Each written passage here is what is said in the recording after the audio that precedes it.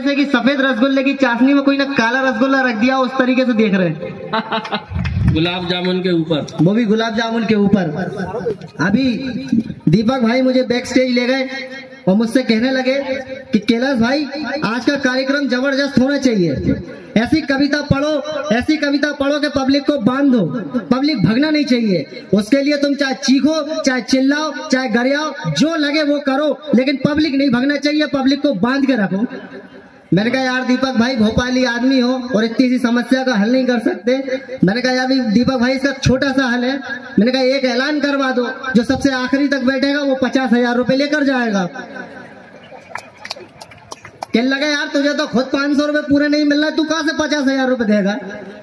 मैंने कहा यार दीपक भाई फिर छोटी सी समस्या, इसका भी एक निवारण है। मैंने कहा एक ऐलान और करवा दो, जो शुरू के 10 उठ के जाएंगे 5-5 हजार उनसे लिए जाएंगे।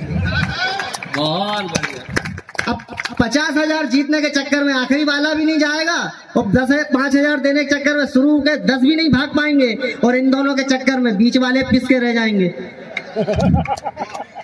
अब ये भोपाली चेचे साहब के सामने खड़ा हुआ है, हालांकि मैं हूँ ललितपुर का, लेकिन मेरी पैदाइश मेरी रहवाइश सब भोपाल की है, तो मैं अपने आप को भोपाली समझता हूँ। और भोपाली आदमियों की क्या खासियत है ये आप भी अच्छी तरीके से जानते हैं कि भोपाली आदमी किस चीज में आगे होता है। एक तो सबसे ज्यादा हम लोग बातें करने में आगे हैं, हमसे ज्यादा बातें करने वाला कहीं और का व्यक्ति हो नहीं सकता। इतनी बातें करते हैं और हमारा कॉन्फिडेंस लेवल भी इतना हाई है कि हम अपनी बातें मनवा के भी छोड़ते हैं।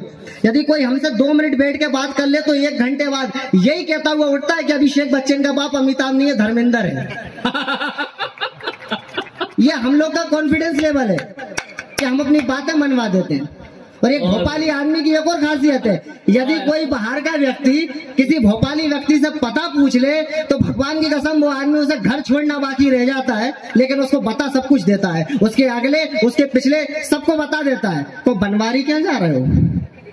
ये वही बनवारी है ना जिनकी पत्नी पिछले हफ्ते भाग गई।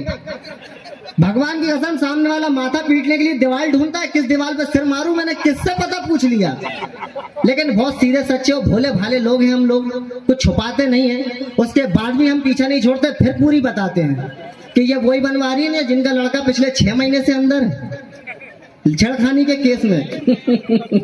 कसम खा लेता ऊपर वाले की अगली बार भोपाल नहीं आऊंगा, और आऊंगा तो किसी रेन बेसारे में रात गुजार के चला जाऊंगा, लेकिन किसी से पता नहीं पूछूंगा। बहुत बढ़िया। ये भोपाली लोग हैं। अच्छा भोपाली बच्चे और भी खतरनाक। एक भोपाली बच्चे के पेपर में लिखने को आया कि बेटा करुण रस का उदाहरण लिख। बेटा लिखकर आ गया कि मुझे पीने का शौक नहीं, पीता हूँ दम भुलाने को। हाँ। ये उसके लिए करुण रस का उदाहरण है। अच्छा एक बच्चे ने तो और भी ज्यादा अति कर दी, वो पेपर में लिखकर वो उसके मास्टर ने उससे पूछ लिया कि बेटा ये आकर्षण बल क्या होता है। अब वो जो बेटा था वो किसी श्रृंगार रस की कवि की औलाद निकला।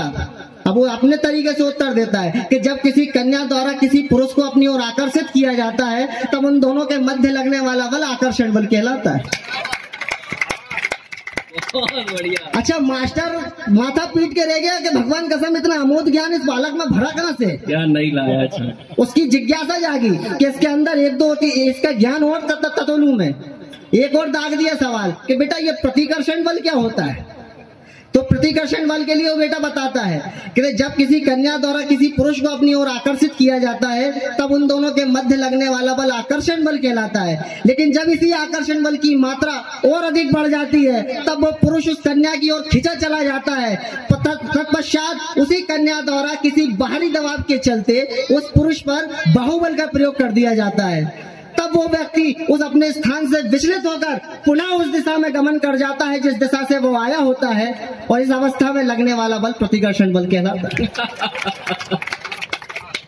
बहुत बढ़िया। दीपक भाई बैठे हुए हैं, आप लोग को शायद पता ना हो, पहले छोले पे रहा करते थे ये। एक बार इनकी वहां पर जमकर लड़ाई हो गई अपने पड़ोसी से। पड़ोसी ने इनमें 2-3 धर दिए, लेकिन भाई कभी आदमी भोपाली शांत रहे, शांत मन से कुछ उत्तर नहीं दिया। बस इनने एक छोटा सा काम किया कि पड़ोसी के गाड़ी का नंबर अपनी गाड़ी में चिपकाया और भोपाल के 10-25 चक्कर लगाया है। अब आप सोच रहे होंगे पड़ोसी के गाड़ी का नंबर अपनी गाड़ी में लगा के भोपाल के चक्कर काटने से कौन सा बदला हो गया। तो मैं आपको बता दूं भाई साहब, भोपाल के चौराहों पे कैमरे लगे हुए हैं। आप सिग्नल तोड़ो, फोटो खींचती है और चालान सीधा घर पहुंचता है। भाई साहब ने पड़ोसी के गाड़ी का नंबर अपनी गाड़ी पे चिपका के और भोपाल के 10-25 चक्कर लगा दिए। उसके बाद भाई साहब अपने घर चालान पड़ोसी के घर। भगवान की कसम इस आदमी ने पड़ोसी का मकान बिकवा के बदला लिया अपना। लेकिन भाई साहब जिसका मकान बिकवाया वो भी तो भोपाली था, उसको भी कहीं से भनक लग गई। उसने भी भाई साहब की गाड़ी का नंबर अपनी गाड़ी में चिपकाया। इनने 10-25 चक्कर लगाए थे, वो 40-50 लगाया। उसके बाद सुना है आजकल दीपक भाई अयोध्या नगर में रह रहे हैं। बहुत बढ़िया, गजब, बहुत बढ़िया।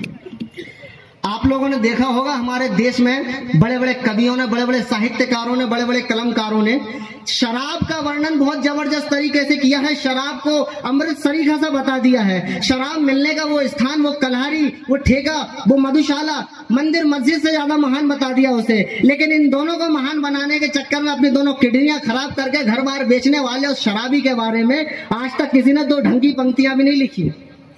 लेकिन मेरे मन में वो बात रह गई साहब, तो मैंने उस शराबी के लिए 2 पंक्तियां लिखी हैं कायदे की कि हमारे यहाँ का एक शराबी नाम नथू लाल, अच्छा हट्टा मुस्टंडा, लगता बड़ा कमाल।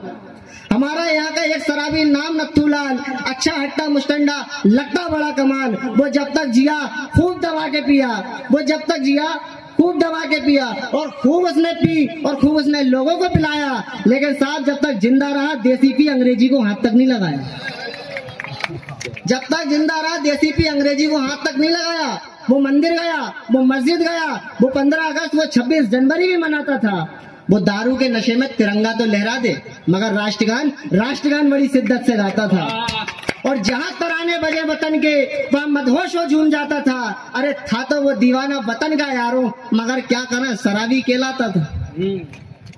चुनाव का टाइम था, मैं नेताजी के बाजू में खड़ा हुआ था। सामने से एक अर्थी जा रही थी। अब कभी हृदय है मेरे मन में रह गया, सामने से जाती हुई अर्थी को देखकर मैंने नेताजी से कहा कि नेताजी ये बेरोजगारी में पढ़कर ये देश गलत धंधों पे जा रहा है, कि बेरोजगारी में पढ़कर ये देश गलत धंधों पे जा रहा है। फिर नेताजी तुम्हारा 1 वोट कम हो गया, वो देखो 4 कंधों पे जा रहा। अच्छा नेता हमसे बड़ा वाला, वो हमें फौरन जवाब देता है, कुछ भी किसी का उधार ना रखे, फौरन जवाब देता है कि जिंदगी और मौत पर किसका बस है, किसका हक है, कि जिंदगी और मौत पर किसका बस है, किसका हक है। अरे कैलाश वो मर गया, उसे मर जाने दे, वो वैसे भी कौन सा अपना समर्थक है। बहुत बढ़िया।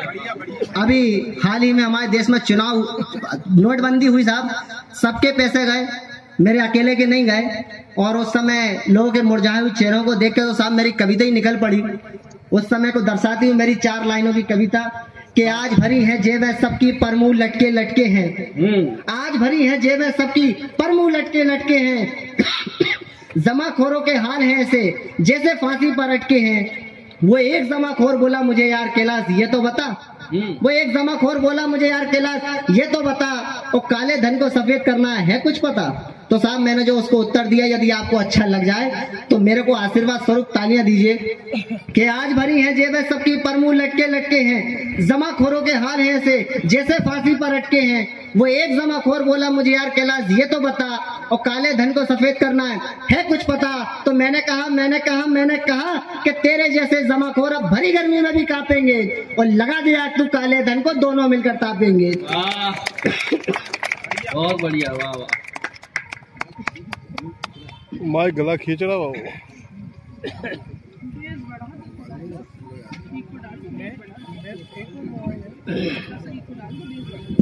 वो एक नेता एक दिन हमारी अस्पताल में आया, वो एक नेता एक दिन हमारी अस्पताल में आया और आकर हमसे अपना इलाज कराया।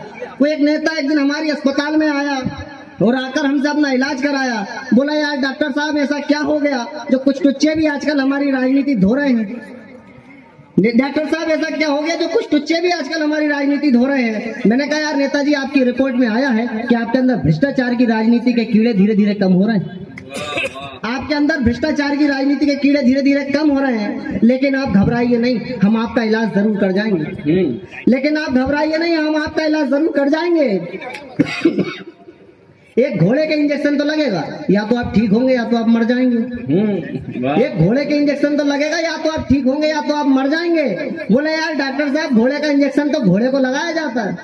बोले यार डॉक्टर साहब घोड़े का इंजेक्शन तो घोड़े को लगाया जाता है। तो हमने कहा नेताजी ऐसी बात नहीं है, थोड़ा सा दवाई कम कर दो तो ये गधे के भी काम आता है। वाह, तो तुम्हारे काम आ चुका है। बिल्कुल।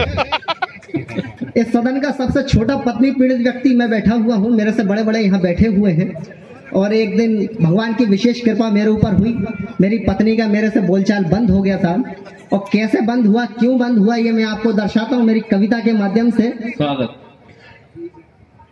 कि शांति और सन्नाटा तो हमारे घर में इस कदर छा गया है, कि शांति और सन्नाटा तो हमारे घर में इस कदर छा गया है, और देखकर इस वातावरण को हमें बड़ा आनंद आ गया है। हुआ यूं, कल पत्नी ने अंधेरे में होठों पे लगाने को वैसलीन की डिब्बी मांगी। हुआ यूं, कल पत्नी ने अंधेरे में होठों पे लगाने को वैसलीन की डिब्बी मांगी, पर हमने भी चुपचाप से उन्हें फेविकोल की डिब्बी थमा दी। वाह। पर हमने भी उन्हें चुपचाप से फेविकोल की डिब्बी थमा दी।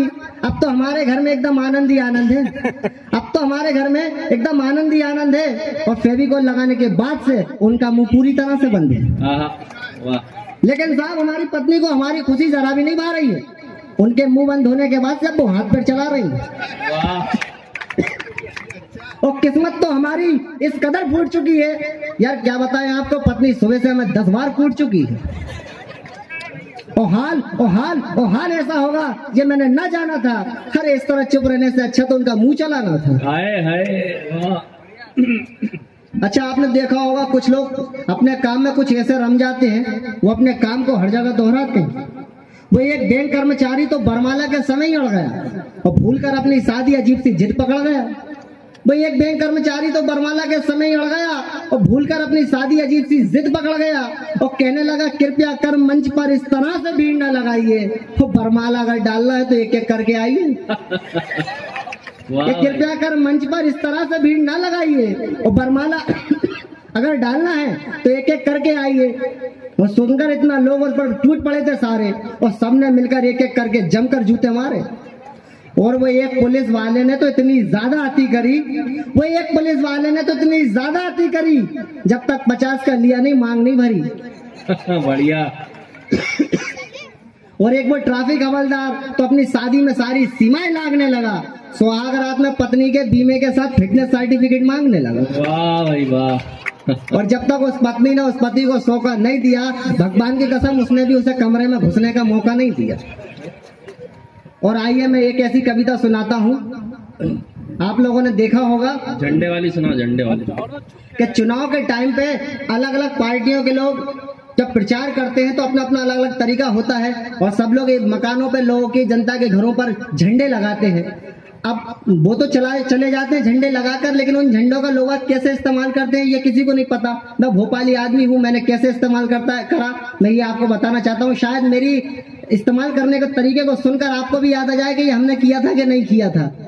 तो मैं उसको दर्शाती हूँ मेरी कविता, कि देश में जब भी चुनाव हुआ तो चुनाव प्रचार जोरों पर था, और चुनाव प्रचार का सारा जिम्मा नामी ग्रामी चोरों पर था।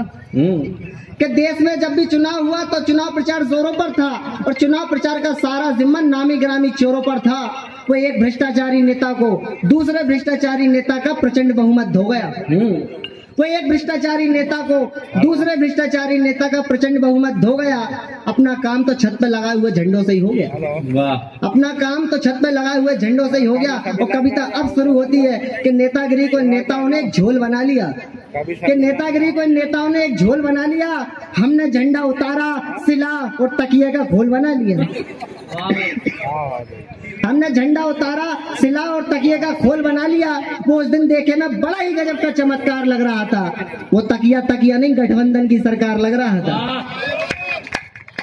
वो तकिया नहीं, गठबंधन की सरकार लग रहा था। और हनुमान चालीसा पढ़ना पड़ता है साहब, तब जाकर मैं उस तकिए पे अपना सर रखकर सो पाता हूँ। एक करवट लेते ही मैं सत्ता पक्ष का, तो दूसरी करवट लेते ही मैं विपक्ष का हो जाता हूँ। वाह भैया वाह। एक करवट लेते ही मैं सत्ता पक्ष का, तो दूसरी करवट लेते ही मैं विपक्ष का हो जाता हूँ। और एक झंडा और उतारा हमने और सिला और एक अच्छी सी शर्ट बनाई। एक झंडा और उतारा हमने, सिला और एक अच्छी सी शर्ट बनाई। ठंड पड़ रही थी जोर से तो अपने कुत्ते को पिनाई। एक झंडा और उतारा हमने, सिला और एक अच्छी सी शर्ट बनाई। ठंड पड़ रही थी जोर से तो अपने कुत्ते को पिनाई। वो झंडा अपनी राजनीति का पूरा रंग छोड़ रहा था। वो झंडा अपनी राजनीति का पूरा रंग छोड़ रहा था। आज तो हद ही हो गई, हमारा कुत्ता काटने को हमारे ही पीछे दौड़ रहा था। बहुत बढ़िया। आज तो हद ही हो गई, हमारा कुत्ता काटने को हमारे ही पीछे दौड़ रहा था। वो कुत्ता घर में ऐसा गजब का तांडव मचा रहा था कि खुदा की कसम विधानसभा की पूरी उठापटक का मजा हमारे अपने घर में आ रहा था। वाह भैया वाह। और एक झंडा और उतारा हमने और लाकर अपनी पत्नी के गले में डाल दिया। न जाने उस झंडे ने ऐसा क्या कमाल किया, वो एक घरेलू सीधी सादी महिला को ऐसा राजनीतिक बल दिया, जैसे नेता दल बदलते हैं उसने पति बदल दिया। वाह बहुत बढ़िया, वाह वाह वाह।